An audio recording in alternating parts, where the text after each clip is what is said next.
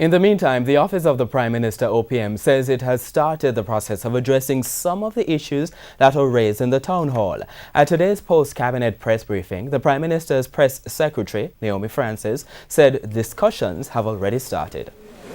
I know that the management of the UDC has huddled, has tweaked some of the plans they have. They've also listened to a number of the points raised last night, and will incorporate them in plans that they have going forward. She said changes have also been made to improve communication between the planning entity and residents.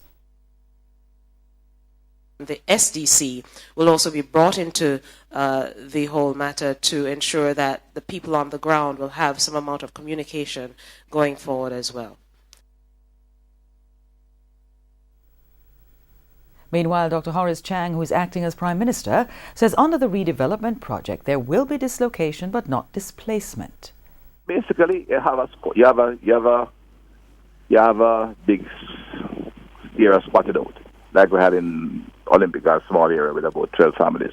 You're going to have not only squat the whole building that is falling apart if you're going to resettle them. And so you have to relocate them for some time and then rebuild them and put them back in there. That's what basically the difference in dislocation. If you're removing them, you move out of the place and send them somewhere like happened in the old days when people were moved from all parts of downtown Kingston and sent to Central Village and those places. Nobody intends to do that, but there has to be some disruption and dislocation because they have to rebuild. He added that the National Housing Trust will be providing low-income housing to persons earning $10,000 or less per week. Meanwhile, Dr. Chang also responded to concerns about a lack of consultation with affected residents. I don't think we're late, and I think but they do. This is not coming from me. This is coming from them. They're saying, yes, you are late. Look, I've worked in politics for 30 odd years. If we meet with them next month and sit down and explain to them what we're doing every day, it has become a lot of excitement. That is so contemptuous. No, it is not. It really is. What they want, they on.